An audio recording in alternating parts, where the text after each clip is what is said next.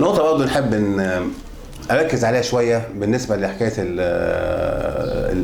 العصر القضاء دلوقتي. الالتراس واقف يوم السبت ان شاء الله بعد بكره بتاع الاهلي، مستني ان هم يقتلوا بتوع بورسعيد. بتوع بورسعيد لن يسمحوا بين الاهلي يعمل الكلام ده. وصلت المرحله دي ليه؟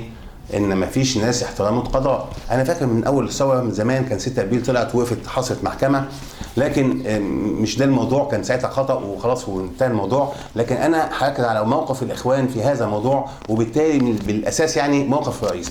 الاخوان ناس تنظيم كان سري، ومعروف ان هو دايما عايش في الضلمه، مش معروف مين الاعضاء، لانه لو عارف مين عضو بقرايبه بيتحبسوا ويتاخدوا. وطبعا هم واجعين دماغنا بالحكايه دي ومحاملين احنا الذنوب، وكان احنا كنا الحزب الوطني ولا احنا حسني مبارك. كل واحد في الشعب يذلوه بهذا الموضوع انه كنا بنتحبس ايام حسني مبارك. طيب ماشي.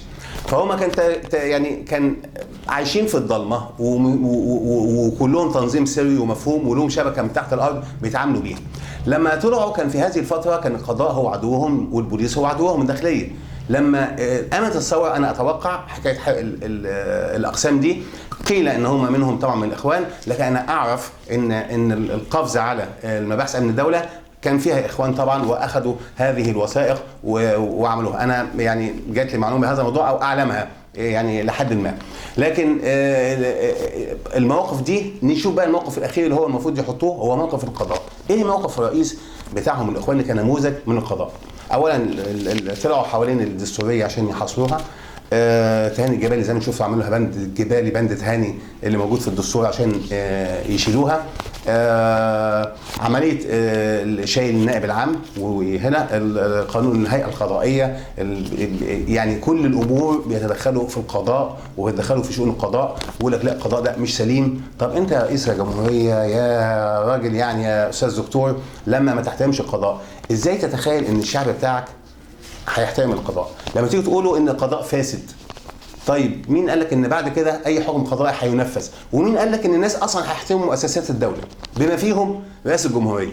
رئاسه الجمهوريه كل شويه يطلع لنا خبر حصل كذا، لا ما حصلش، مش عارف مين ينفي، بعد كده تلاقيه موجود وبتاع هذا القضاء.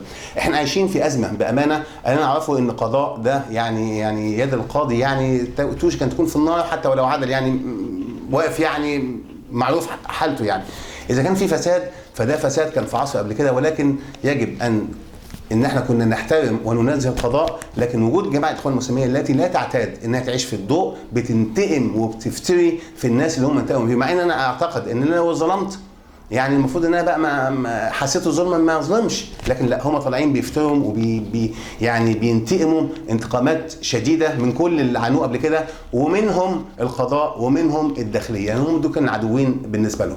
فانا متوقع ان عصر القضاء اللي جاي هيبقى عصر يعني مش مظبوط، اللي معاهم خلاص واللي مش معاهم يبقى عدو ولازم يتشال. واحنا عارفين بقى الزند ومش عارفوا ايه والجبالي والمجموعه اللي كانوا بيقولوا عليها. اذا كان في فساد فده موجود في كل حته، ولكن يجب ان احنا نحترم القضاء وننزهه. ده لو هم عايزين يمشوا صح. ولكن انا ما زلت بقول ان جماعه الاخوان المسلمين جماعه ما زالت تعيش في العصر الماضي، عصر الظلام وليس عصر النور.